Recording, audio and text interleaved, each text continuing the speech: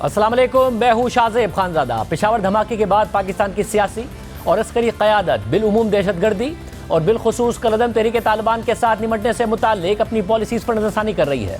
इस वक्त खैबर पख्तूनख्वा की पुलिस दहशतगर्दों के निशाने पर है और पेशावर धमाके के बाद वफाकी हुकूमत की तरफ से जल्द किसी नई पॉलिसी का ऐलान मुतवक्के है, मगर खैबर पख्तूनख्वा की निगरान हुकूमत ने फैसला कर लिया है कि वो सूबे में टारगेटेड ऑपरेशंस की तरफ जाएगी। ज़राए के मुताबिक खैबर पख्तूनख्वा में दहशतगर्दी के पेश नज़र एपेक्स कमेटी का इजलास बुलाने का फैसला किया गया है, जिसमें कोर कमांडर समेत निगरान हुकूमत की क़यादत शरीक होगी और उसी दिन सूबे में टारगेटेड ऑपरेशन का फैसला किया जाएगा। अब जहां सूबे में एक नए सिरे से दहशतगर्दी की हालिया लहर से निमटने के लिए हिकमत अमली बनाई जा रही है, तो वहीं ये सवाल उठ रहे हैं कि दहशतगर्दी की हालिया लहर का जिम्मेदार कौन है और सूबे के इदारों को दहशतगर्दी से निमटने के लिए वसाइल की कमी का सामना क्यों है।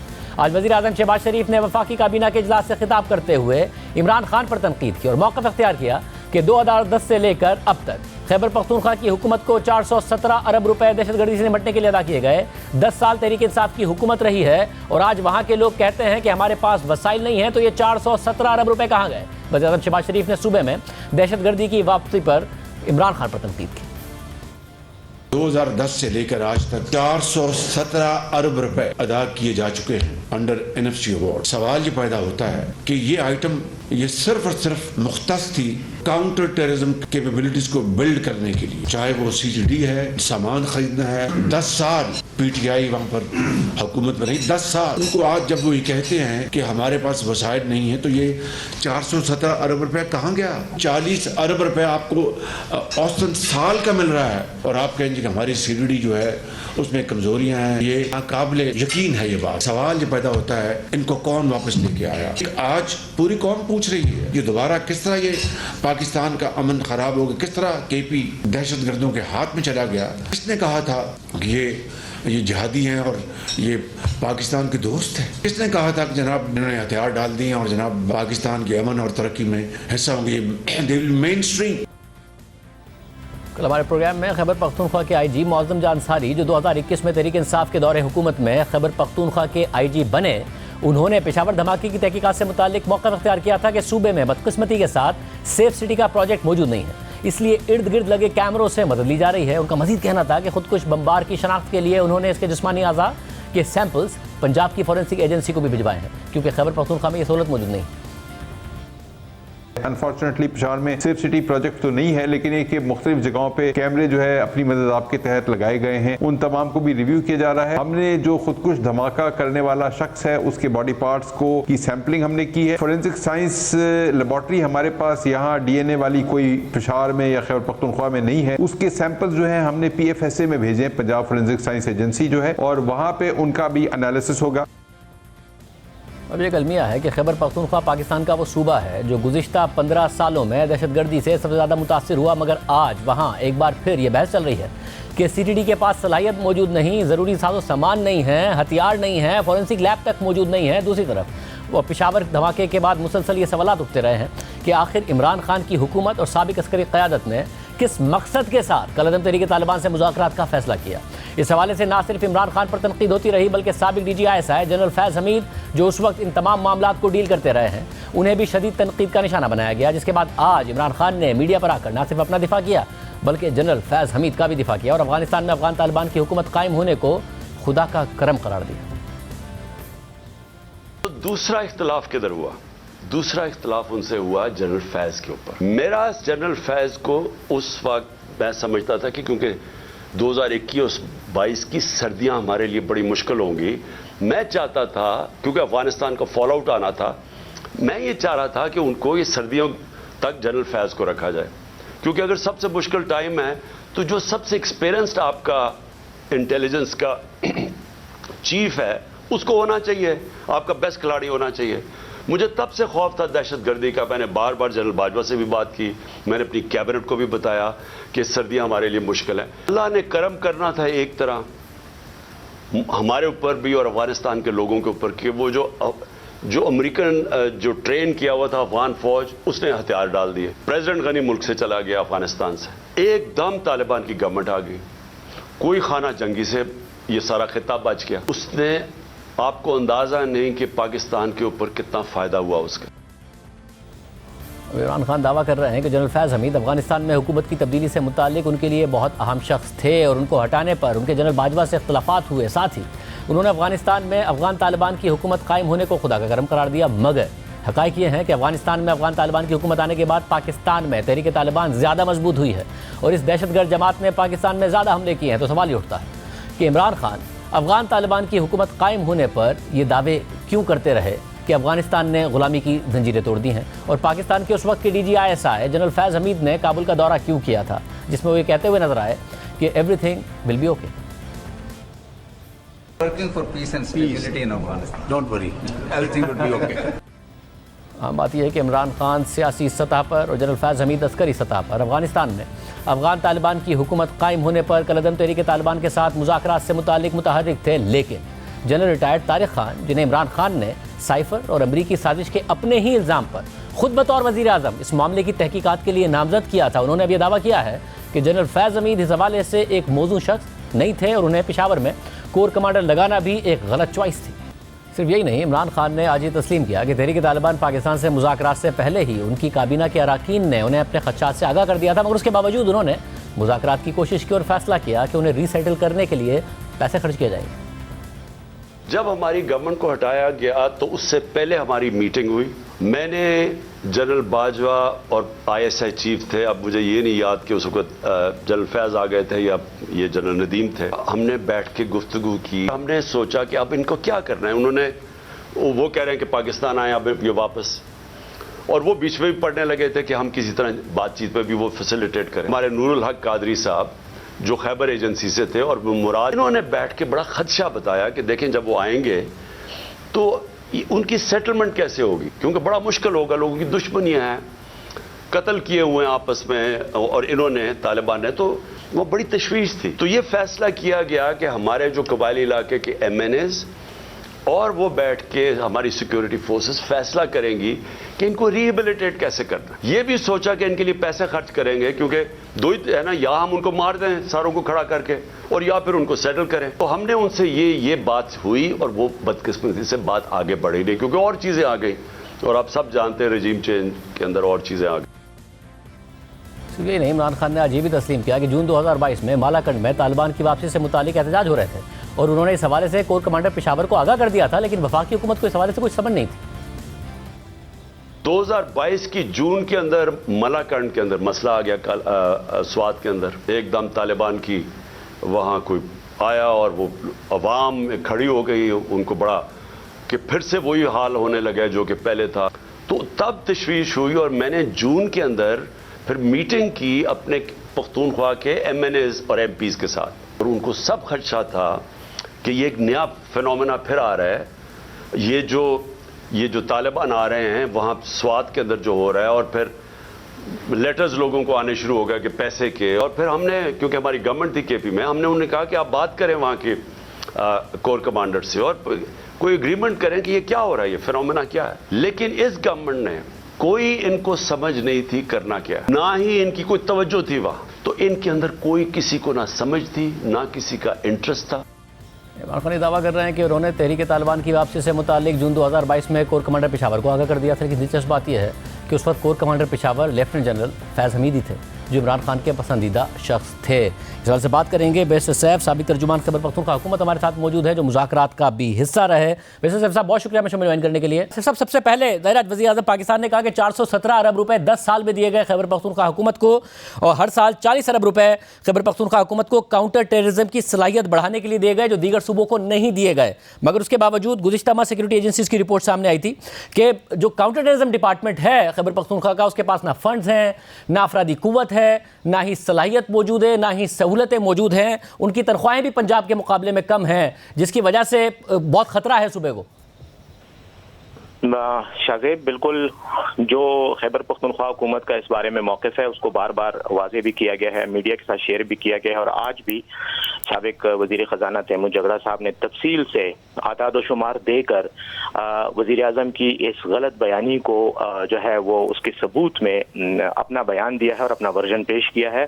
शायद आपकी नज़र से भी गुजरा होगा। जहाँ तक ये 417 अरब रुपए की बात है, ये बिल्कुल बेबुनियाद फिगर्स हैं, गलत बात की है वजीर आज़म ने, और ये कोई नई बात नहीं है। ये वो लोग हैं कि जिन्होंने हमेशा ऑन ओथ पार्लियामेंट में झूठ बोला है। इनके बड़े भाई साहब ने भी अपने पनामा केस में अपनी वजाहत में झूठ बोला था और पार्लियामेंट के फ्लोर पे बोला था और मेरे सामने बोला था। मैं उनको बिल्कुल डायरेक्टली उस वक्त देख रहा था क्योंकि मैं भी वहीं था। तो ये इनकी आदत है। जहां तक फंड्स का ताल्लुक है, खैबर पख्तूनख्वा इस वक्त 200 अरब रुपए से जायद हमारे वाजिबुल अदा है जो हुकूमत ने, वफाकी हुकूमत ने हमें देने हैं, और बार बार की रिक्वेस्टों और ताकीदों के बावजूद, बार बार राब्तों के बावजूद, मुलाकातों के बावजूद ये देने से इनकारी हैं। मैं सिर्फ इतना बता दूं, काउंटर टेररिज्म डिपार्टमेंट के लिए हमने 5 अरब रुपए इस साल के बजट में मखसूस किए थे। उसमें हम तकरीबन 1 अरब से ज्यादा उनको दे चुके हैं अपने वसाइल से, लेकिन बाकी हमारे पास चूंकि वसाइल की कमी थी, हम अपने बजट के जो बुनियादी अखराजात हैं वो पूरे करने में हमें मुश्किल पेश आ रही थी। तो इस वजह से काउंटर टेररिज्म डिपार्टमेंट को इक्विप करने में, उनकी तादाद बढ़ाने में और ओवरऑल पुलिस फोर्स की तादाद बढ़ाने में और उनकी इस्तेदाद बढ़ाने में हमें मसाइल का सामना करना पड़ा था। मैं बिल्कुल वजाहत के साथ और बिल्कुल हक मगर सर फिर इसमें मसला है कि कल आईजी खैबर पख्तूनख्वा हमारे साथ थे और उन्होंने कहा कि सेफ सिटी नहीं है पेशावर में, जिसकी वजह से जिन्होंने अपनी मदद आपके तहत कैमरे लगाए हुए हैं उनकी फुटेज जमा कर करके हम कोशिश कर रहे हैं कि इसका पता लगाएं कि किस तरीके से सुसाइड बॉम्बर आया। फिर उन्होंने कहा कि फॉरेंसिक लैब भी नहीं है और ज़ाहिर है दहशतगर्दी के वाक़यात में कहाँ से बंदूक आई, किस तरीके से इस्तेमाल हुई, किस तरीके से ऑपरेशन हुआ, सबके लिए बड़ी ज़रूरत होती है। उसके लिए भी पंजाब भेजा गया है। अब पंजाब में मुतादिद शहरों में सेफ सिटी प्रोजेक्ट हैं, 10 साल से हुकूमत है, क्या वजह है कि वो सूबा जो सबसे ज़्यादा शिकार हुआ था उसमें ये चीज़ें भी नहीं हैं? शाहजेब, यही तो हमारा गिला है, यही तो हमारा शिकवा है कि दहशतगर्दी के हवाले से मैदानी जंग हमारा सूबा रहा है, खैबर पख्तूनख्वा रहा है। वहाँ पर पिछले 1-1.5 साल से भी अगर आप टेररिज्म के वाक़यात को देखें तो तवातर के साथ हो रहे हैं। परसों वाला वाक़या एक आखिरी जो इस सिलसिले में वाक़या अब तक हुआ है वो था, कितना अंदोनाक वाक़या था। अब हमारे पास तो, हमें तो वसाइल की ज़रूरत थी, हमें तो इक्विपमेंट की ज़रूरत थी, पुलिस को मज़ीद बढ़ाने की ज़रूरत थी। एक नुकता और आपको बता दूँ कि जब जम अजला जो इस वक्त फाटा के साबिक अजला है, जब ये जम हुए थे तो उस वक्त ये फैसला किया गया था कि उनके पास जो लेवीज हैं, लेवी के एहलकार हैं, उनको पुलिस में जम किया जाएगा and in addition to that हम मजीद पुलिस भर्ती करेंगे क्योंकि वो ज्यादा इफेक्टेड हैं, मुतासिर हैं दहशतगर्दी से। लेकिन नतीजा क्या निकला कि हमें वो रिक्वायर्ड अमाउंट जो हमारा हिस्सा बनती है वो हमें नहीं दिए गए। इस पूरे 10 साल में जहां खैबर पख्तूनख्वा में तहरीक इंसाफ की हुकूमत थी तो पौने 4 साल पिछले अप्रैल तक मरकज़ में भी तहरीक इंसाफ की हुकूमत थी, तो उसमें सेफ सिटी प्रोजेक्ट लगाना, लैब बनाना, पुलिस की इस्तेदाद को और ज़्यादा बनना, काउंटर टेररिज्म डिपार्टमेंट को मजबूत करना, ये सब तो हो सकता था। जहां तक ये सेफ सिटी का आपका ताल्लुक है, देखिए सेफ सिटी के प्रोजेक्ट्स के हवाले से कई जो आला सतही इजलास थे उनमें मैं भी शरीक होता था वज़ीर आला साहब के साथ। हमारी बिल्कुल ये प्रोसेस चलता रहा, उसमें भी लैक ऑफ फंडिंग थी। हमने फिर उसके लिए फिर वो अपनी मदद आपके तहत कुछ काम करने की कोशिश की, मुख्तलिफ किस्म के उसकी मॉडलिटीज़ को रीडिज़ाइन किया कि किसी तरह से ये प्रोजेक्ट हो। लेकिन कुछ यकीनन इंतज़ामी लैप्सेस रहे हैं, हमारे भी एंड पे भी रहे होंगे और वो जो, लेकिन जो असल इशू है वो मरकज़ की तरफ से फंडिंग का था। फंडिंग अगर हमें बर वक्त मिलती तो हम ये रोना भी ना रोते और आज हमें ये दिन भी ना देखने पड़ते। अब ये हुकूमत कह रही है कि मुज़ाकरात एक नाकाम पॉलिसी थी और जो कुछ हुआ उसकी वजह से अब उसके कॉन्सिक्वेंसेस भुगते जा रहे हैं और खैबर पख्तूनख्वा की केयरटेकर गवर्नमेंट ने भी अब बाकायदा टारगेटेड ऑपरेशंस करने का फैसला किया है। आप भी अब मुत्तफिक हैं कि डायलॉग की पॉलिसी नाकाम हो गई है, मुज़ाकरात की पॉलिसी नाकाम हो गई है और अब ऑपरेशन ही हल है? देखें, मैं ये समझता हूँ कि जंगी हालात में, जंगी सूरत हाल में जंग भी चलती है, हॉस्टिलिटीज भी होती हैं, एक्शन भी होते हैं, लेकिन साथ साथ मुज़ाकरात भी जब मौका मिलता है और हालात पैदा होते हैं तो मुज़ाकरात भी होते हैं।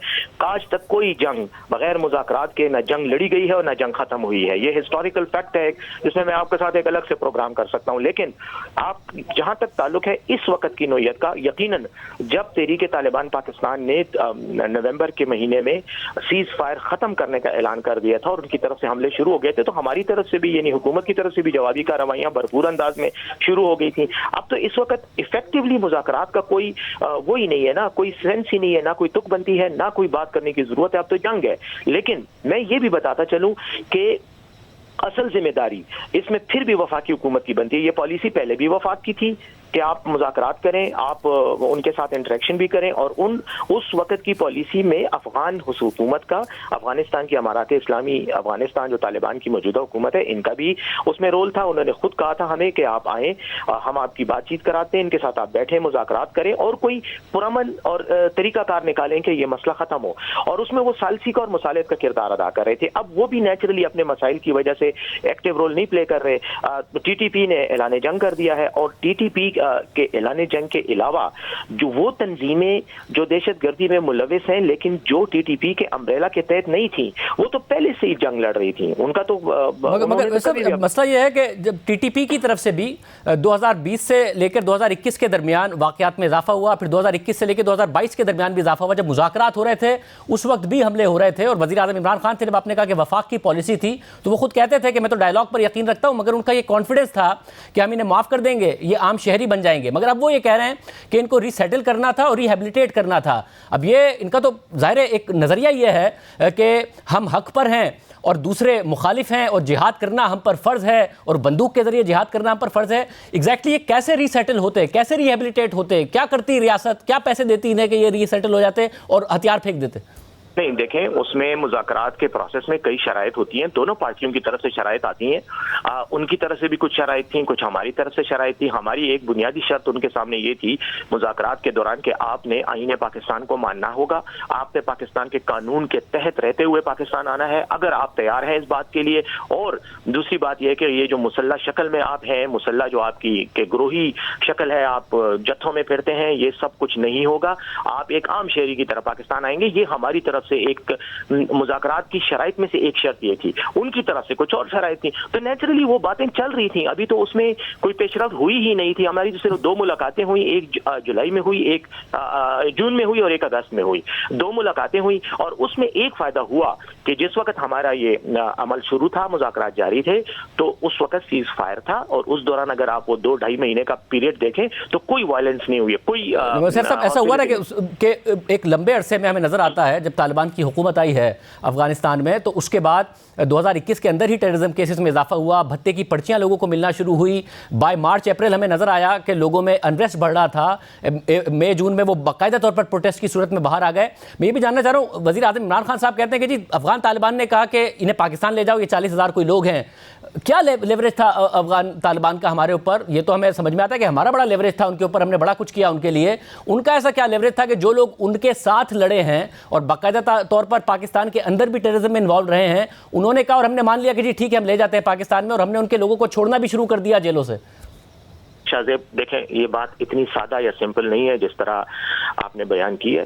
بات یہ ہے کہ کسی بھی معاملے کے, اور اتنے کمپلیکس معاملے کے جو 20 سالہ جنگ کے نتیجے میں جو حالات پیدا ہوتے ہیں, ان کو سیٹل کرنے کے لیے سولوشنز بھی کمپلیکس ہوتے ہیں, ایزی نہیں ہوتے. دوسری بات یہ ہے کہ خان صاحب نے جو بات کی اس کے 2 پہلو. آپ اگر اس کو منفی طور پہ لینا چاہیں تو اس پہ بھی پروگرام ہو سکتا ہے, لیکن اگر آپ مثبت لیں تو خان صاحب نے ایک بڑے مثبت انداز میں یہ بات کی تھی کہ یہ 40,000 جو لوگ ہیں, دیکھیں صرف وہ نہیں ہیں جو بندوق اٹھا کے لڑ رہے ہیں طالبان, اس میں ان کے عورتیں بھی ہیں, بچے بھی ہیں, بوڑھے افراد بھی ہیں, وہ لوگ جو نان کمبیٹنٹس ہیں, جن کی فیملیز کے ممبر ہیں, وہ بھی وہاں ہیں. تو افغان طالبان نے یہ کہا تھا کہ کم از کم اگر آپ ری سیٹلمنٹ یا پیس کی بات کرتے ہیں تو ان کے ساتھ ایسا کوئی انڈرسٹینڈنگ کریں کہ ان کے عام لوگ جو لڑائی نہیں کر رہے, جو فیملیز ہیں, ان کو لے کر جائیں, یہ واپس آ جائیں, پاکستان میں رہیں. پھر جو فائٹرز ہیں ان کے ساتھ ہم الگ سے ڈیل کریں گے. ہر قسم کے ایشو کو ڈیل کرنے کا الگ فارمولا ہوتا ہے, لیکن یہ تو ابھی بات سٹارٹ ہی ہوئی تھی. مگر پاکستان میں بھی لاکھوں مہاجرین ہیں نا افغان, کہ ہم نے کیا جواب میں کہہ سکتے ہیں کہ افغان طالبان کو کہ آپ ان سب کو لے کر جائیں؟ ان کے ساتھی تھے, ان کے ساتھ لڑے تھے, انہوں نے ہم سے کہا, ہم نے مان لیا, اور یہاں جیلوں سے بھی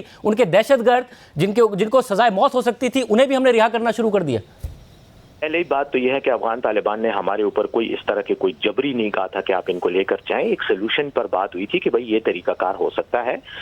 ہم نے ان کو بالکل افغان مہاجرین کی واپسی کا بار بار کہا ہے. اب افغان مہاجرین جو ہیں ان کو اتنے لاکھوں مہاجرین کو زبردستی تو پاکستان کی سرحد کے باہر نہیں پھینکا جا سکتا نا, اس کا بھی طریقہ کار ہے, وہ بات چیت بھی چل رہی ہے. یہی میرا سوال ہے کہ انہوں نے جبری نہیں کہا تھا اور ہم زبردستی نہیں کر سکتے, تو وہ ہمارے اوپر کیا زبردستی تھی کہ ہم نے ان کے لوگ بھی چھوڑنا شروع کر دیے اور کہا کہ جی آئے ریہیبلیٹیٹ کریں گے, پیسے بھی خرچ کریں گے آپ کے اوپر؟ شاہزیب کوئی جبری نہیں تھی, اور ہمارے اوپر بھی کوئی جبر نہیں تھا. بعض چیزوں میں آپ وہ جسچر آف گڈ ول کے طور پر کچھ اقدامات وہ کرتے ہیں, کچھ آپ کرتے ہیں, یہ ہوتا ہے. یہ جو جتنے بھی تصفیے ہوتے ہیں جنگوں کے اس میں ہوتا ہے. اور ایک اور میں آپ کو بتاؤں, جو کچھ لوگ چھوڑے گئے تھے وہ ہم نے ڈائریکٹلی نہیں چھوڑے تھے، اس میں کچھ لوگ وہ بھی تھے طالبان کے، وہ لوگ بھی تھے کہ جو امریکہ کے خلاف جنگ میں انوالو تھے، اور امریکہ کے خلاف جنگ میں جب دوحہ میں ایگریمنٹ ہو رہا تھا تو اس وقت امریکہ اور طالبان کی آپس میں یہ انڈرسٹینڈنگ اور شرائط طے ہوئی تھی، ان میں سے بھی کچھ لوگ رہا ہوئے تھے۔ اب جب ہمارے لوگ رپورٹ کرتے ہیں تو وہ ان طالبان کو بھی رپورٹ کرتے ہیں جو ایکچولی امریکہ کے ساتھ لڑائی میں انوالو تھے۔ مگر ہم نے پاکستانی طالبان بھی رہا کیے نا، پاکستانی طالبان بالکل رہا کیے ہیں، بالکل کیے ہیں، لیکن اس میں اسی جو پروسیس تھا اس میں یہ فیصلہ کیا گیا کہ ٹھیک ہے آپ ان کے کچھ لوگوں کو رہا کریں تاکہ دوسری طرف سے بھی جو ہے ایک پازیٹیو رسپانس اور فضا پیدا ہو۔ تو لڑائیوں میں تو یہ ہوتا ہے، لوگ اس طرح کی مطلب سٹیپس لیتے ہیں، لیکن بات یہ ہے کہ اگر میں ایک چیز بتاؤں، یہ ساری چیزوں پر ہم تنقید بھی جائز ہوتی اور اس کی تعریف بھی جائز ہوتی اگر یہ معاملہ منطقی انجام تک پہنچتا۔ نیگوسیشن اور مذاکرات کا عمل بیچ میں رہ گیا، 2-2.5 مہینے سے زیادہ چلا ہی نہیں۔ مگر میں جاننا چاہتا ہوں کہ منطقی انجام تک کیسے پہنچتا؟ فار ایگزامپل، کیونکہ سابق وزیر اعظم کہتے ہیں کہ جی ان کو ریہیبلیٹیٹ کرنا تھا، ان کو ری سیٹل کرنا تھا۔ اگین جو دہشت گرد رہے ہیں اور باقاعدہ طور پر دہشت گردی میں انوالو رہے ہیں، جن کا نظریہ ہی یہ ہے، جو آئین کو نہیں مانتے، وہ کیسے ری سیٹل ہو جاتے؟ ریاست پاکستان ان کو کیا کوئی منتھلی سٹائپنڈ دیتی کہ جب آپ نہیں کریں گے دہشت گردی؟ وہ ری سیٹل ایگزیکٹلی کیسے ہو جاتے جب انہیں کام ہی آتا ہے؟ انہوں نے واپس آتے ہی وہاں پہ تاجروں کو، یہاں تک کہ ایم پی ایس کو بھتے کی پرچیاں دینا شروع کر دی تھی اور لوگوں کو سڑکوں پر آنا پڑ گیا۔ کیسے ری سیٹل ہوتے وہ؟ جی دیکھیں، ری سیٹلمنٹ پہ اگر بات کریں تو اس میں دو باتیں تھیں۔ ری سیٹل کرنے کا میں نے پھر ایک بار کہہ دیا، میں دوبارہ ریپیٹ کر دیتا ہوں، ری سیٹل کا مطلب وہ نہیں ہے جس نے بندوق اٹھائی ہوئی ہے یا خود کچھ جیکٹ پہنی ہوئی ہے اس کو آپ نے ری سیٹل کرنا ہے۔ ری سیٹلمنٹ کا مطلب یہ تھا کہ ان کی کئی فیملیز ایسی ہیں جن کے لوگ مر چکے ہیں، جو فائٹرز تھے وہ مر چکے ہیں دونوں طرف سے، اس طرح کے اور کئی مسائل تھے جن کی وجہ سے وہ جو خواتین، بیوائیں، بچے، بوڑھے جو کہ وہاں افغانستان میں اس وقت کیمپوں میں رہ رہے ہیں، ان کے لیے تھا کہ ان کو آپ واپس لے کر آئیں۔ اور اگر آپ نے دیکھا ہو تو کچھ عرصہ پہلے ایک باقاعدہ پروسیس کے تحت ان کو لا کے رجسٹریشن کرائی گئی بارڈرز پر۔ مگر صاحب کیونکہ جب عمران خان صاحب وزیر اعظم تھے تو انہوں نے کہا یہ جو طالبان ہیں جو لڑائی کرتے ہیں انہیں بھی عام معافی دے دیں گے اور وہ عام شہری بن جائیں گے مذاکرات کے نتیجے میں، تو ان کی ایکسپیکٹیشن تو تھی نا، تو یہ وہ کیسے عام شہری بن جاتے ہیں، کیسے ری سیٹل ہو جاتے؟ جو وہ کہتے ہیں کہ ان کو ری سیٹل اور ریہیبلیٹیٹ کرنا تھا، وہ کیسے ہوتا جو نہیں ہوا؟ کیا کرنا تھا وفاق نے ایگزیکٹلی؟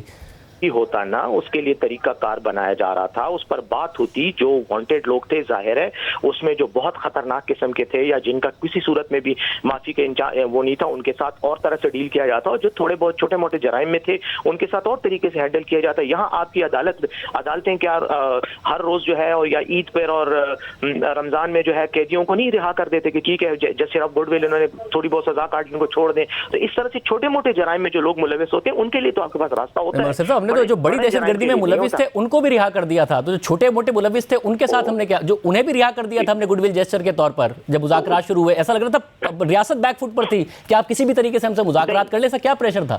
نہیں ایسی کوئی بات نہیں ہوتی۔ دیکھیں ریاست کی پالیسی جن لوگوں نے بنائی تھی انہوں نے بھی سوچ سمجھ کر اس وقت بنائی تھی، اور ایسی کوئی بات نہیں تھی کہ کوئی ہم نے ان کے آگے ہتھیار ڈال دینے تھے اور ان کو ہم نے پھولوں کے ہار پہنانے تھے۔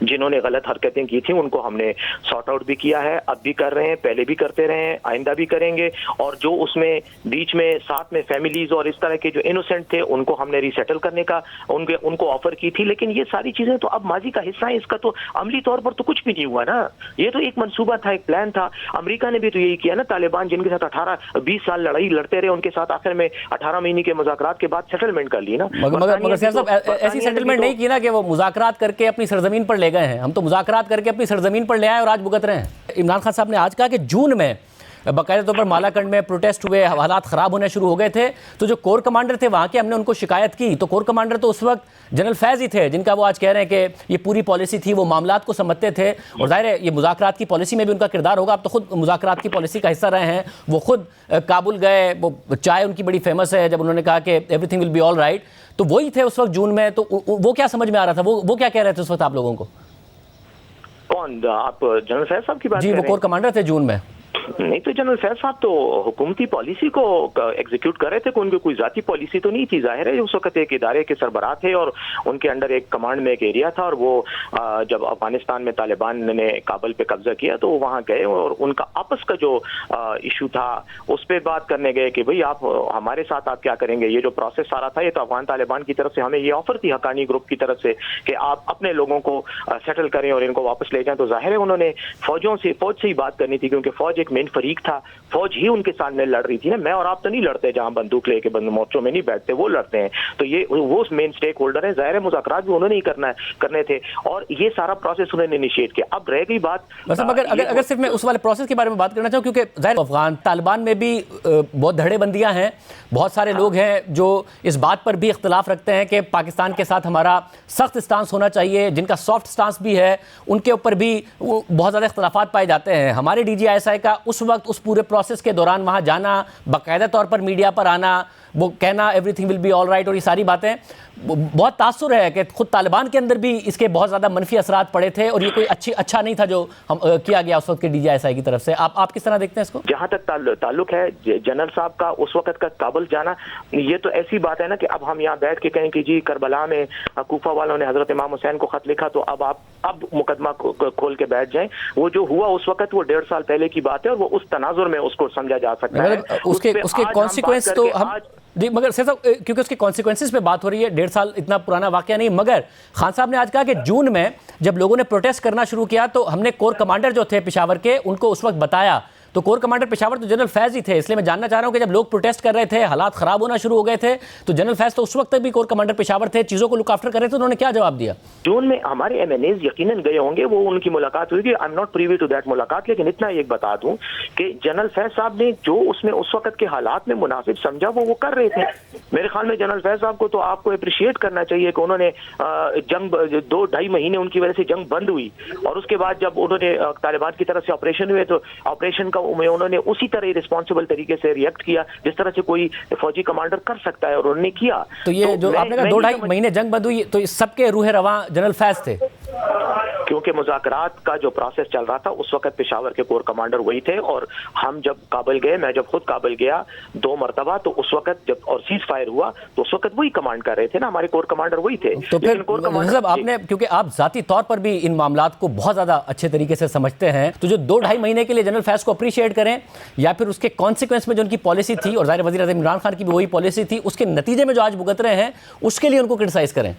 देखें, नहीं शाहज़ैब, थोड़ा सा यार अगर हम ये मीडिया के और लोगों के कमेंट्स से ज़्यादा लेने से ज़्यादा अगर हम जरा रियलिस्टिक चीज़ें देखें तो हम इंसान हैं, हमारी पॉलिसियाँ इंसानों की पॉलिसियाँ होती हैं, हमारी पॉलिसियों में कुछ चीज़ें ठीक होती हैं, कुछ गलत होती हैं, कुछ हालात हम एक वक्त में एक पर्टिकुलर कॉन्टेक्स्ट में हम एक फैसला करते हैं, उस वक्त वो फैसला ठीक होता है, उसके बाद वो नताइज गलत आ जाते हैं, बाज़ों का ठीक आ जाते हैं। तो हर चीज़ को अब एक ही उसमें देखना, ऐनक से देखना, मैं समझता हूँ थोड़ी सी जाती है।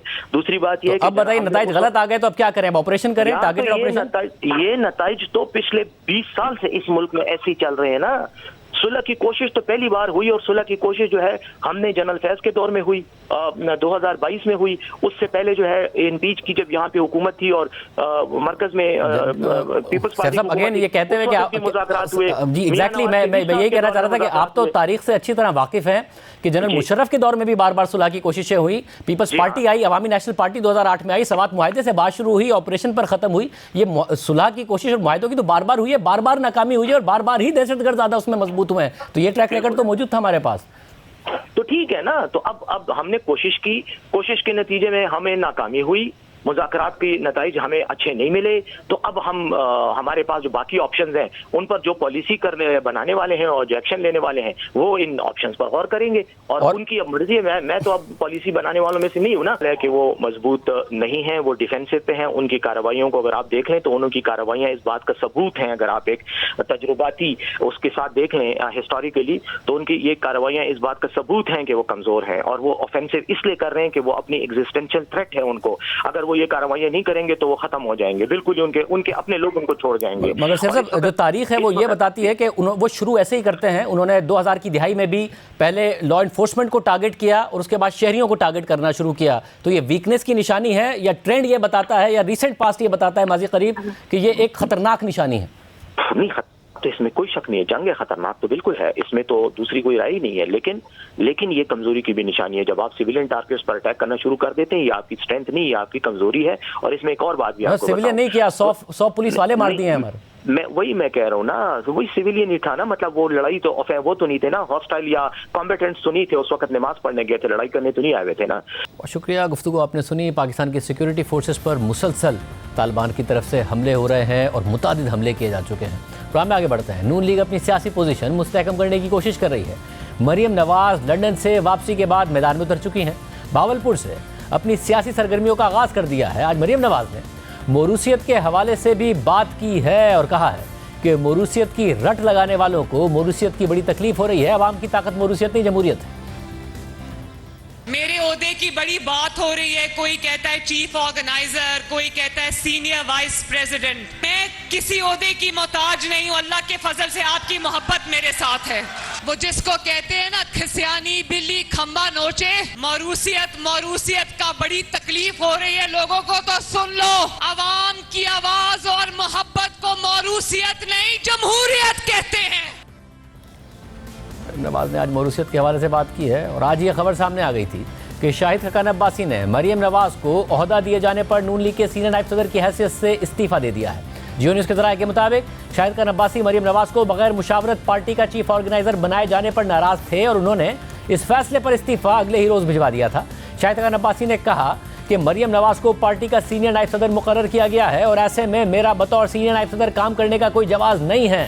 साबिक वज़ीर ख़जाना और शाहिद खान अब्बासी के करीबी साथी मिफ्ता इस्माइल ने भी तस्दीक की है कि शाहिद खान अब्बासी ने 3 साल पहले ही नवाज शरीफ को बता दिया था कि पार्टी के मामलात मरियम के पास जाएंगे तो मैं हट जाऊंगा।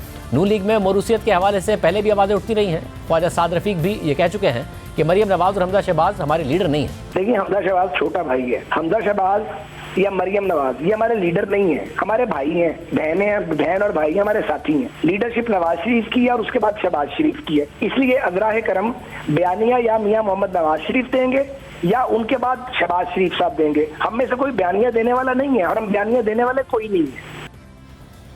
हमारे साथ साबिक वज़ीर आज़म शाहिद खान अब्बासी साहब मौजूद हैं। भाई साहब बहुत शुक्रिया मैं शो में ज्वाइन करने के लिए। भाई साहब, सीनियर वाइस प्रेसिडेंट की हैसियत से आप मुस्ताफ़ी हुए, आपको एतराज़ था मरियम को सीनियर वाइस प्रेसिडेंट बनाए जाने पर, चीफ ऑर्गेनाइजर बनाए जाने पर और जिस तरीके से बनाया गया उस पर? नहीं, मुझे कोई एतराज़ नहीं था। ये पार्टी की स्वाबदीद होती है, पार्टी के सदर की स्वाबदीद होती है।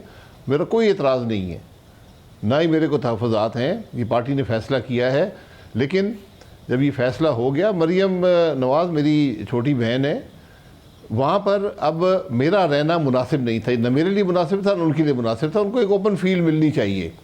ये लोग मोरूसियत की बात करते हैं, आप मोरूसियत को पसंद करें या ना करें, लेकिन मोरूसियत डिस्क्वालिफिकेशन नहीं है। ये अवाम पर छोड़ दें कि वो किसको पसंद करते हैं, किसको नहीं करते। मगर भाई साहब, ज़ाहिर है अवाम का फ़ैसला है और मरियम नवाज साहिबा इमरान खान साहब के दौर में वो जेल भी गई हैं, पार्टी को मुतहर्रिक करने में उन्होंने किरदार अदा किया, वो क्राउड पुलर भी है, सारी बातें एक जगह पर हैं। मगर लंदन में बैठकर फैसला हो जाए, पार्टी को यहाँ सुना दिया जाए और फिर वो इम्प्लीमेंट कर दिया जाए, इस पर भी आपको कोई एतराज़ नहीं है कि कोई प्रोसेस नहीं होना चाहिए? अगर मोरूसियत, अगर डिस्क्वालिफिकेशन नहीं है मगर उसके बावजूद कोई प्रोसेस नहीं होना चाहिए कि हमजा शहबाज ने चीफ मिनिस्टर बनना है और वो लंदन में बैठी हैं तो उन्होंने चीफ ऑर्गेनाइजर बन जाना है? देखिए, अगर मुशावरत हो जाए तो बेहतर होता है, लेकिन हमारा इत्माद होता है पार्टी लीडरशिप पर कि जो फ़ैसला वो करेंगे दुरुस्त फ़ैसला करेंगे। यही तरीका होता है, आप लीडर पर एतमाद करते हैं तो उसमें कोई ऐसी तहफ़्फ़ुज़ात नहीं होने चाहिए। मैंने तो आपको पहले बताया कि मैंने इस्तीफ़ा जो था 3 जनवरी को ही दे दिया था, तो मेरे ख्याल था कि पार्टी इसका ऐलान कर देगी, तो आज वो अखबारों में आ गया तो फिर आपने सबने सवालात शुरू कर दिए, तो मैंने इसलिए मुनासिब समझा कि आपको जवाब दे दूं। तो मेरी कोई नाराज़गी, कोई तहफ़्फ़ुज़ात, कोई ऐसी बात नहीं है। मैं इस जमात के साथ हूँ, इसका अदना कारकुन हूँ और मैंने ज़िंदगी में पहली दफ़ा 2019 में मुझे जमात का ओहदा दिया गया था। जब मैं वज़ीर-ए-आज़म बना उस वक़्त भी जमात का ओहदेदार नहीं था। भाई साहब, मगर आप मिफ्ता इस्माइल साहब ने कहना कि आपने 3 साल पहले ही बता दिया था नवाज शरीफ साहब को कि पार्टी के मामलात मरियम के पास जाएंगे तो मैं हट जाऊंगा। जी, ये मिफ्ता साहब ने बात कर दी है, इनको नहीं करनी चाहिए थी। मैंने नहीं पहले कहा था कि जब भी ऐसे हालात हुए तो कम से कम हमारा वहाँ रहना मुनासिब नहीं है, क्योंकि हमने देखा था जो कुछ बेनज़ीर साहिबा के साथ हुआ जब वो आई हैं, तो जो उनके वालिद के साथी थे, हम मियाँ नवाज शरीफ के साथी हैं, 35 साल से साथी हैं। तो मरियम साहिबा से एक हिजाब का रिश्ता है, तो इसलिए वो ख़राबी पैदा होती है, इख्तलाफ राय इख्तलाफ में बदल जाता है, फिर उसमें ग्रुपिंग शुरू हो जाती है। तो ये मुनासिब नहीं रहता कि आप ऐसे मौके पर जब उनको लीडरशिप पोजीशन दी गई है तो आप वहाँ पर हो। मैं مشورے کے لیے کسی بھی کام کے لیے جماعت کے لیے حاضر ہوں جب جماعت کہے گی. میں نے آج بھی سارا دن شہباز شریف صاحب کے لیے کام کیا ہے. جو مجھے وہ ذمہ داری لگاتے ہیں میں پوری کوشش کرتا ہوں. میری یہی جماعت ہے اور یہی جماعت رہے گی. آپ یہ کہہ رہے ہیں کہ آپ جماعت نہیں چھوڑیں گے، مگر کیا مریم نواز صاحبہ جو اس وقت پارٹی کو ضرورت ہے متحرک ہونے کی، اور ظاہر آپ حکومت میں ہیں تو شدید تنقید کی زد میں بھی ہیں، اور جو بیانیہ تھا وہ پارٹی کے پاس اب نہیں ہے. وہ آج بھی جب تقریر کر رہی تھی تو بیانیہ یہی ہے کہ 2017 سے جو خرابیاں پیدا ہوئی ہیں، کیا اس پارٹی کے اس والے بیانیے کے ساتھ اور پھر مریم نواز صاحبہ کے ساتھ پارٹی آپ کی دوبارہ متحرک ہو سکتی ہے، الیکشن میں جیتنے کے قابل ہو سکتی ہے؟ دیکھیں، لوگوں کو آج بتانے کی ضرورت ہے کہ جہاں پر آج پاکستان ہے اس کی بنیاد کہاں سے شروع ہوئی. پاکستان آج بے پناہ مشکلات میں ہے، اور یہ مشکلات پی ایم ایل این کی پیدا کردہ نہیں ہیں، نہ اس حکومت کی پیدا کردہ ہیں. تو یہ حقائق عوام کے سامنے رکھنے ضروری ہیں، اور یہی بات آج کی جا رہی ہے. باقی حکومت کام کر رہی ہے اور انشاءاللہ ملک کے معاملات کو استحکام دے گی. ہم نے کانفیڈنس بلڈ کیا ہے آئی ایم ایف کے ساتھ بھی، اور دیگر جو ہمارے ملٹی لیٹرل اور بائی لیٹرل لینڈرز ہیں جو دوسرے ممالک ہیں، ان سب رشتوں کو ہم نے استوار کیا ہے، اور انشاءاللہ اس کے اثرات آپ دیکھیں گے. تو آج جو آپ نے کہا کہ آج بھی آپ کی بات ہوئی ہے وزیر اعظم شہباز شریف صاحب سے، تو یہ آئی ایم ایف کا اعتماد مکمل طور پر بحال کر کے مکمل طور پر پروگرام بحال کرنے جا رہے ہیں وزیر اعظم، یا ابھی بھی کچھ نہ کچھ معاملات ایسے اٹک جائیں گے کہ 9 فروری کو کوئی الٹی نہ خبر آ رہی ہو؟ کیونکہ پچھلے 4 مہینے میں حکومت نے بہت دفعہ فیصلوں میں تاخیر کر کے نقصان پہنچایا ہے. جی، اس پہ دیکھیں، جب یہ اسٹریٹجی جو ہوتی ہے فیصلے کب کرنے، یہ ایک بڑا ڈیلیکیٹ بیلنس ہوتا ہے کہ آپ کب عوام پر بوجھ ڈالیں گے اور کتنا ڈالیں گے. کیونکہ یقیناً جو بھی فیصلے آپ نے کرنے ہیں آئی ایم ایف پروگرام میں، ان کا بوجھ عوام پر ہی پڑتا ہے، اور یہ بوجھ آج کا پیدا کردہ نہیں ہے. 4 سال کی خرابیاں ہیں جو آج انتہا کو پہنچی ہیں، تو آپ نے اسی کے مطابق فیصلے کرنے ہیں. یہ معاملے وزیر اعظم اور وزیر خزانہ پر چھوڑ دیں. ہم اس سے ایگری کر سکتے ہیں، ڈس ایگری کر سکتے ہیں، ہماری رائے ہو سکتی ہے، لیکن یہ فیصلے آخر انہوں نے کرنے ہوتے ہیں. صاحب، تو پھر اس کارکردگی کے ساتھ ظاہر جس میں ابھی تو مہنگائی کا ایک طوفان آنا ہے، آج ہی جو نمبر آئے جنوری کے 27.5% مہنگائی ہے، اسے 35% پر چلے جانا ہے، ڈیفالٹ کے خطرات بھی لٹکتے رہنے ہیں، اس کارکردگی کے ساتھ آپ جا سکتے ہیں الیکشن میں؟ اور یہ جو آج ان کا بیانیہ تھا 5 لوگوں کے حوالے سے، جس میں ثاقب نثار، جسٹس کھوسا، اس کے علاوہ فیض حمید، جنرل باجوہ اور عمران خان، ان کے خلاف یہ بیانیہ کام کرے گا جبکہ آپ کو خود ٹائم ہو گیا ہوگا حکومت ملے ہوئے؟ دیکھیں، اس کا فیصلہ تو عوام کر دیں گے. یقیناً حکومت نے بہت مشکل فیصلے کیے ہیں، بہت سے مشکل فیصلے باقی ہیں، ان کا بوجھ عوام مہنگائی کی صورت میں دیکھ رہے ہیں. جب بھی مشکل فیصلہ ہوتا ہے اس کا یہی اثر ہوتا ہے. لیکن حقیقت یہ ہے کہ یہ مشکل فیصلے جو ہم کر رہے ہیں، اگر عمران خان صاحب حکومت میں رہتے اپریل کے اندر، تو آپ یقین کریں کہ دنوں اور ہفتوں میں پاکستان ڈیفالٹ کر جاتا. کوئی ادارہ، کوئی ملک آپ سے بات کرنے کو تیار نہیں تھا. یہ $21 ارب جو آپ نے ری پے کیا ہے اور رول اوور ہوا ہے، اس میں سے 1 پیسہ بھی آپ میسر نہیں کر سکتے تھے.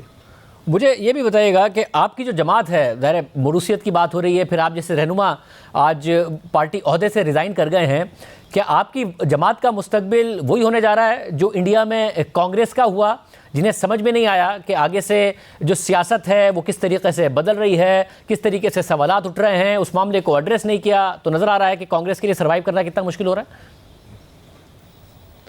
دیکھیں، یہ فیصلہ میں نے پہلے بھی کہا عوام پہ چھوڑ دیں.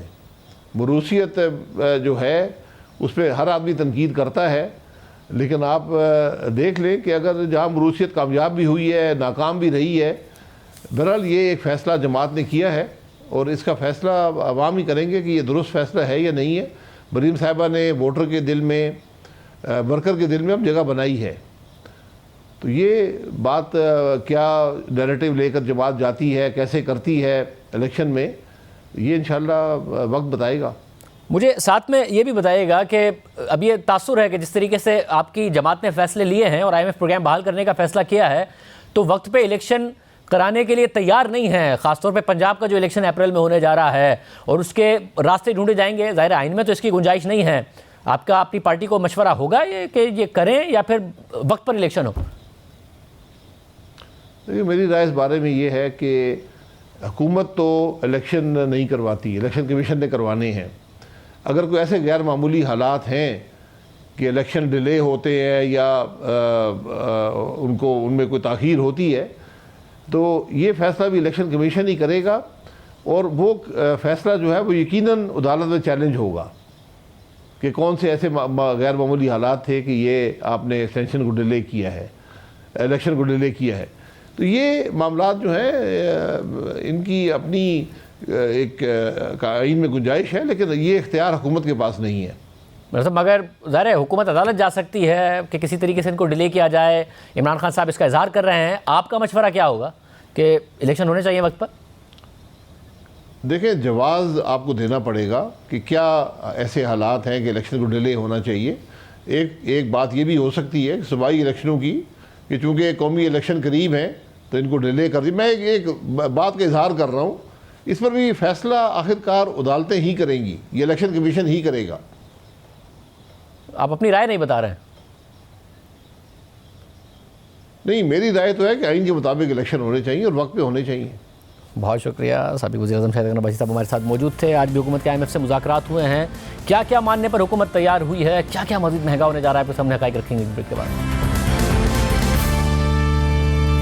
حکومت کے IMF سے مذاکرات آج دوسرے دن بھی جاری رہے اور IMF اپنی ڈیمانڈز پر قائم ہے، اور اس نے حکومت سے بجلی اور گیس سیکٹر کا 4100 ارب روپے کا گردشی قرضہ کم کرنے کا مطالبہ کر دیا ہے۔ یعنی جس گردشی قرضے میں مسلسل اضافہ ہو رہا ہے، حکومت نے نہ صرف اس اضافے کو ختم کرنا ہے بلکہ گردشی قرضہ بھی کم کرنا ہے، جس کے لیے گیس اور بجلی کی قیمتوں میں اضافہ کرنا ہوگا۔ ذرائع کے مطابق IMF نے حکومت سے 7.5 روپے سے 10 روپے تک بجلی کی قیمتوں میں اضافے کا مطالبہ کر دیا ہے، تاکہ 2500 ارب روپے کے صرف بجلی کے شعبے کے سرکولر ریٹ میں اضافہ بھی ختم کیا جائے اور اس میں کمی بھی لائی جائے۔ ذرائع کے مطابق حکومت قسطوں میں اضافے کے لیے تیار ہے، جس میں مارچ تک 3 روپے فی یونٹ، پھر مئی میں مزید 70 پیسے فی یونٹ اور اگست تک 6 روپے فی یونٹ بجلی کی قیمتوں میں اضافہ کیا جائے گا۔ اطلاعات کے مطابق حکومت 100 سے 300 یونٹ تک سبسڈی دینا چاہتی ہے اور نظر ثانی شدہ سرکولر ڈیٹ مینجمنٹ پلان پر مذاکرات جاری ہیں۔ جبکہ آج شہباز رانا کی خبر کے مطابق اگر حکومت نے کوئی اقدامات نہ کیے تو اس مالی سال میں سرکولر ڈیٹ میں 952 ارب روپے کا مزید اضافہ ہو جائے گا۔ خبر کے مطابق حکومت بجلی کی قیمتوں میں اضافے اور 675 ارب روپے کی اضافی سبسڈیز کے ذریعے گردشی قرضے میں اضافے کو کم کرنا چاہتی ہے، مگر حکومت نے جو پلان بنایا ہے وہ 232 روپے ڈالر کے ریٹ اور 16.8% شرح سود پر بنایا ہے۔ حالانکہ ڈالر اب 268 روپے اور Karachi interbank offer rate یعنی کائبور 18% پر پہنچ چکا ہے۔ اور سبسڈیز کے لیے IMF کیسے مانے گا جب حکومت کے پاس فسکل اسپیس نہیں ہے؟ ہمارے ساتھ وزیر توانائی خرم دستگیر صاحب موجود ہیں، بہت شکریہ۔ ظاہر ہے ایک شرط پوری کی حکومت نے کہ روپے کو چھوڑ دیا مارکیٹ فورسز پر، ڈالر کو، مگر اس کے باوجود IMF کی مزید ڈیمانڈز ہیں جس میں بجلی کی قیمتوں میں 7.5 سے 10 روپے اضافے کی بات ہو رہی ہے۔ کیا حکومت قسطوں میں مان گئی ہے؟ کیا کرنے جا رہے ہیں؟ جی، سب سے پہلے تو یہ واضح ہونا چاہیے کہ جو IMF کی بنیادی مطالبہ تھا ان کا کہ بجلی کی قیمتوں کو بین الاقوامی جو ایندھن کی قیمتیں ہیں اس کے مطابق کیا جائے، وہ ہم نے جولائی میں پورا کر دیا تھا۔ جب ہم نے جولائی میں اور پھر اگست میں اور پھر ستمبر میں 3.5 روپے اور پھر 91 پیسے کر کے تو بجلی کا جو بیس ٹیرف ہے، بنیادی قیمت جو ہے وہ ہم نے بڑھا دی تھی، اور اس کے بعد سے اب IMF کا یہ مطالبہ نہیں ہے کہ بنیادی ٹیرف میں کوئی اضافہ کیا جائے، تو لہذا بنیادی ٹیرف میں کوئی رد و بدل نہیں ہو رہا۔ جس کی طرف آپ نے اشارہ کیا ہے وہ IMF کا یہ مطالبہ ضرور ہے کہ جس طرح ہم نے پچھلے سال چونکہ سیلاب آیا تھا اور سیلاب کی وجہ سے کچھ جو فیول پرائس ایڈجسٹمنٹس تھیں وہ اس وقت نہیں لی گئی تھیں، ستمبر کے مہینے میں جب سے بدترین سیلاب کا وقت تھا، تو IMF کا مطالبہ یہ ہے کہ وہ جو یعنی مؤخر کی ہوئی پیمنٹس ہیں ان کو آئندہ مہینوں میں ریکور کیا جائے۔ اسی طرح اور جو نیپرا کی طرف سے جو کوارٹرلی ٹیرف ایڈجسٹمنٹس ہوتی ہے 3 مہینے کے بعد، اس میں جو رد و بدل ہے اس پہ بھی ان کا پہلا تو مطالبہ یہ جو ہم نے پورا کر دیا کہ بھی وقت کے اوپر فائل کیا جائے تاکہ نیپرا جو ہے وہ وقت پر جواب دے سکے۔ اس میں ٹائمنگ کا جو ایشو ہے وہ پہلے سے بہت بہتر ہو گیا ہے، تو جس طرح کوارٹرلی ٹیرف ایڈجسٹمنٹس کی نیپرا ڈٹرمنیشن کرے گا اس طرح جو ہے انہیں ان اگلے 3 مہینے میں لاگو کیا جائے گا۔ لیکن پھر دوہرا دوں کہ بجلی کی بنیادی قیمت میں کوئی اضافہ نہیں ہو رہا، اور خاص طور پہ آپ نے اس کا ذکر بھی کیا، میں شکر گزار ہوں کہ 300 سے یا اس سے کم یونٹ استعمال کرنے والوں پر اس کا اطلاق نہیں ہوگا۔ سب جب آپ نے آئی ایم ایف کے ساتھ جون میں اگری کیے تھے پلان، اس کے تحت سرکولر ڈیٹ میں اضافے کو ختم کرنا تھا، مگر نومبر تک کے 5 ماہ میں الٹا 250 ارب روپے کا سرکولر ڈیٹ میں اضافہ ہوا ہے، اور اس سال میں کوئی 950 ارب روپے کا ہو سکتا ہے. تو آئی ایم ایف کو کیسے مطمئن کریں گے کہ ہم یہ اضافہ نہیں ہونے دیں گے؟ کیونکہ انہوں نے تو لکھا واپس پاکستان آنے سے پہلے بھی اپنی پریس ریلیز میں لکھا کہ اس کو ریورس کیا جائے گا جو سرکولر ڈیٹ میں اضافہ ہے. کیسے کریں گے؟ دیکھیے یہی بات ہے کہ سرکولر ڈیٹ میں اضافہ جو ہے وہ اس بنیاد پر ہے کہ بھئی جو فیول پرائس ایڈجسٹمنٹس موخر کی گئی تھی وہ اس وقت تک نہیں آئی تھی. اب جب کہ ہم ان فیول پرائس ایڈجسٹمنٹس کو آئندہ آنے والے مہینوں میں ریسیو کریں گے اپنے صارفین سے، 300 سے زیادہ یونٹ کے صارفین سے، تو اس کا مطلب یہ ہے کہ وہ آلریڈی سرکولر ڈیٹ کی پروجیکشن ہے وہ کم ہوتی جائے گی. کہ بھئی اگر آپ نے پہلے مہینے کی جو ہے وہ کوارٹرلی ٹیرف ایڈجسٹمنٹ لے لی ہے تو آپ کو 40 ارب اور آ جائے گا، پھر اگلے 17 اور آ جائے گا. اب دیکھیں نا، ہم پچھلے 4 ماہ سے صارفین نے اس پر تو خوشی کا اظہار نہیں کیا کہ ان کا جو فیول کاسٹ ایڈجسٹمنٹ ہے وہ منفی آ رہی ہے، یعنی ان کا بل کم ہو رہا ہے کیونکہ فیول کی کاسٹ ان مہینوں میں کم تھی تو لہٰذا وہ بل کم کر دیا گیا. تو لیکن جو پینڈنگ ایشوز ہیں ان کو ریزالو کرنا ہے. اصل ایشو جو ہے جس کی طرف توجہ بھی آپ نے دلائی ہے کہ کیا حکومت نے جو سبسڈیز ہمارے ساتھ پرومس کی ہوئی ہیں فائنانس ڈویژن نے، جیسے ہم نے سیلاب زدگان کو 10 ارب روپے کی سبسڈی دی ہے یا ایکسپورٹرز کو سبسڈی دی ہے، تو کیا حکومت وقت پر ہمیں وہ سبسڈیز پے کرتے ہیں؟ اگر وہ پے کریں گے تو سرکولر ڈیٹ میں خاطر خواہ کمی آئے گی انشاءاللہ.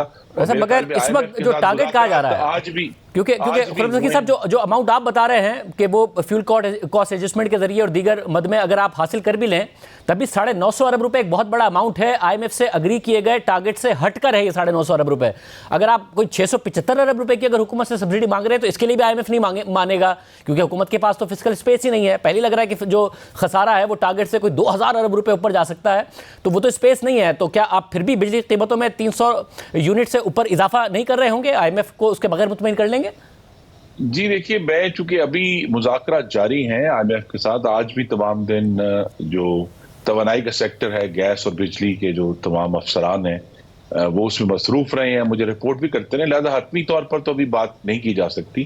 لیکن یہ ضرور ہمارا ایک عزم ہے کہ ہم جو 300 یا اس سے کم یونٹ استعمال کرنے والے 75% صارفین ہیں، یعنی اگر 3 کروڑ 30 لاکھ صارفین ہیں تو اس میں سے تقریباً کوئی 2.25 کروڑ جو ہیں ایسے ہیں جو 300 یا اس سے کم یونٹ کے ہیں، ان کو ہم پروٹیکٹ کریں گے، اور آئی ایم ایف سے یہی گفتگو جاری ہے. اور اس کے علاوہ کیا یہ درست ہے کہ پھر مارچ سے 3 روپے فی یونٹ، پھر مئی میں 70 پیسے، اور اگست تک آپ چاہ رہے ہیں کہ سٹیگر کر دیں؟ حالانکہ آئی ایم ایف کا یہ بھی اصرار ہے کہ ایک دم کیا جائے، اپ فرنٹ سارا کام ہو، کہ سٹیگر کر کے یہ اضافہ کیا جائے گا. جی اس کو اسی طرح سٹیگر کیا جائے گا کہ صارفین پر کم سے کم بوجھ پڑے. ابھی حتمی بات نہیں کی جا سکتی کیونکہ مذاکرات اس وقت بھی جاری ہیں جب میں آپ سے بات کر رہا ہوں. یعنی کہ اضافہ تو ہوگا نا؟ آپ کہتے نہیں ہوگا فی یونٹ اضافہ ہوگا؟ کچھ نہیں، میں نے یہ کہا دیکھیے جو 300 سے زیادہ یونٹ کے لوگ ہیں ان کے اوپر جو کوارٹرلی ٹیرف ایڈجسٹمنٹ آنی ہے، ابھی 3 کوارٹرز کی ٹیرف ایڈجسٹمنٹ آنی ہے. مثلا پہلا جو کوارٹر تھا پچھلے سال کا جولائی سے ستمبر تک، اس کو سیلاب کی وجہ سے ڈیفر کیا گیا تھا، لہذا وہ اب آئے گا. اس کے بعد جو ہے یہ اس سے اگلا تھا اکتوبر سے دسمبر کا، اس کی تو بہت کم، اس میں جو فیول کاسٹ پڑی جس میں بڑی کم ہے، تو اس میں بڑے وہ ہم اس کا اطلاق کریں گے. لیکن اوور آل سے میں نے کہا ہم پروٹیکٹ کر رہے ہیں اپنے جو 300 یونٹ یا اس سے کم کے کنزیومرز ہیں، اور وہ عزم ہم نے جاری رکھا ہوا ہے. اور آئی ایم ایف راضی ہے اس بات پر کہ آپ 300 یونٹ تک ریلیف دے دیں اور اس سے اوپر بے شک برڈن بڑھا دیں یا کاسٹ بڑھا دیں؟ جی دیکھیے، میں یہی عرض کروں گا بڑے ادب سے کہ ابھی چونکہ مذاکرات جاری ہیں، اس پہ حتمی بات کہنا مشکل ہے.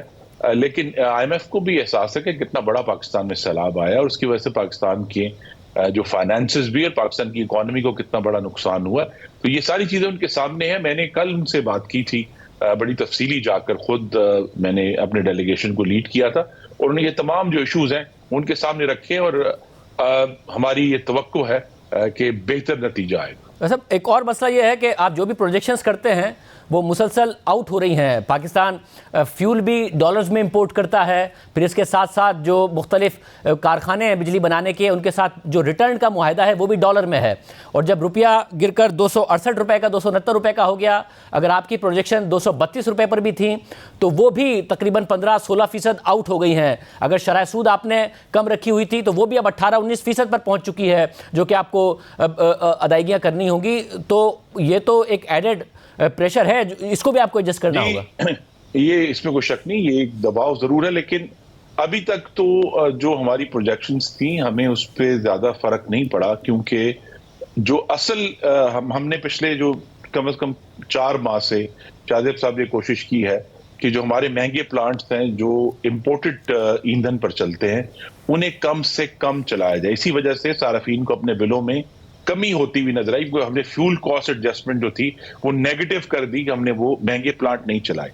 लेकिन मौसम गर्मा का जब आगाज होगा मई में तब हमें जरूरत पड़ेगी। लेकिन फिलहाल तो अगले 2-3 महीने जो है हमारे ऊपर उस तरह की ये जो प्रोजेक्शंस की ऑफ होने की आप बात करें उसकी हिट तब आएगी जब हमें फ्रेश अगर ईंधन मंगवाना पड़ा मई या जून में, उसका एक असर आएगा आने वाले महीनों में। ईंधन के अलावा आपकी कैपेसिटी पेमेंट्स भी तो हैं, आपको वो भी तो अदा करनी है। अगर आप उन्हें कम भी चला रहे हैं तो डॉलराइज रिटर्न है मुख्तलिफ प्लांट्स के, रुपया गिरता है तो उसका प्रेशर होगा, उसमें इजाफा होगा। जी वो इजाफा होगा। अपने लॉसेस को जो है पहले से हमने ऑलरेडी रिकवरी बेहतर कर ली है। जो हमें हिट लगी थी सैलाब की वजह से जुलाई से सितंबर के क्वार्टर में, वो हमने अल्लाह ताला के करम से जो अक्टूबर से दिसंबर में उसमें तकरीबन 10 से 12% बिलों की रिकवरी बेहतर कर ली है। तो अगर इस तरह के हम काम करते रहेंगे जो अभी प्रोजेक्शन का हिस्सा नहीं है तो उतना इम्पैक्ट, जितना भयानक इम्पैक्ट अभी नजर आ रहा है कागज के ऊपर, हमारी पूरी कोशिश है कि उसे कम से कम किया जाए और जब मैं फिर दोहरा दूं कि जो 75% सार्फिन है उनके ऊपर असर ना आए। बहुत शुक्रिया। खुर्रम सगीर साहब हमारे साथ मौजूद थे। देखते हैं कि मुज़ाकरात किस तरफ जाते हैं। IMF का रवैया बहरहाल सख्त है, लग नहीं रहा है कि हुकूमत आसानी से मनाने में कामयाब होगी या अपने नुकसानात को जो कि हुकूमत के दावे हैं उसके मुताबिक कम करने में कामयाब होगी। आज के प्रोग्राम में तैयार दी। अल्लाह।